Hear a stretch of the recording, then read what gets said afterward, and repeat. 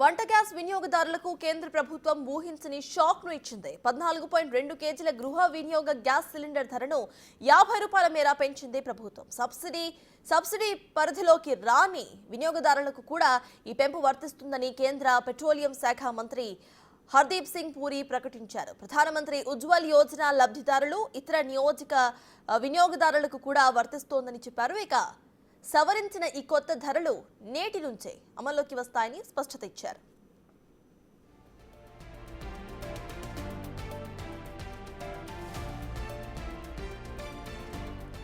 తాజా పెంపుతో PMUY లబ్ధిదారుల gas rate ఇప్పుడు 500 నుంచి 550 రూపాయలకి పెరుగుతోంది.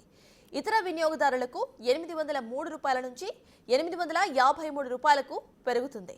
ప్రతి 2-3 వారాలకోసారి గ్యాస్ రేట్లపై సమీక్ష జరుగుతుందని, అందులో భాగంగానే నిర్వహించిన సాధారణ సమీక్షలోనే గ్యాస్ ధరలు పెంచుతూ నిర్ణయం తీసుకున్నామని హర్దీప్ సింగ్ పూరి వివరించారు. దేశంలోని వివిధ రాష్ట్రాల్లోని ప్రాంతాల వారీగా ట్యాక్సుల ఆధారంగా స్థానికంగా గ్యాస్ సిలిండర్ రేట్స్ అటు ఇటుగా మారుతాయి. My assessment is that as we go forward from here, international prices of gas also are expected to come down. By next year after, they will come down substantially. But since we are giving such a comfortable cushion to our companies, I've already told them this will be in their notes, what's happening in Pakistan, Bangladesh, all the country. So this 50 rupees increase per cylinder will be for the Ujjwala beneficiary, and overall for the non-Ujjwala beneficiary, it will be again 50 rupees. It will go up from 803 to 853. Again, this will be reviewed every 15 days or 1 month, whichever is the system. And in the case of petrol and diesel, as I said, if this trend remains, then the price is likely to be revised by them. It's a deregulated sector. They don't have to come to us. Hanji, aap kuch sawal pooch rahe the.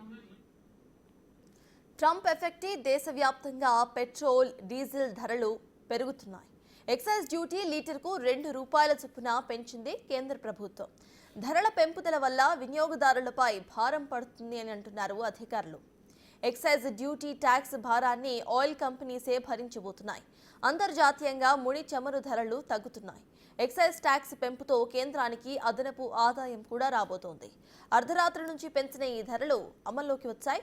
Petrol, డీజిల్పై excise సుంకం పెంపు వినియోగదారులపై భారం మోపేందుకు కాదని అన్నారు. ఇక subsidy gas ధరల కారణంగా చమురు marketing companies ఎదుర్కొన్న 43,000 కోట్ల నష్టాన్ని భర్తీ చేయడానికి మాత్రమేనని అన్నారు హర్దీప్ సింగ్ పూరి.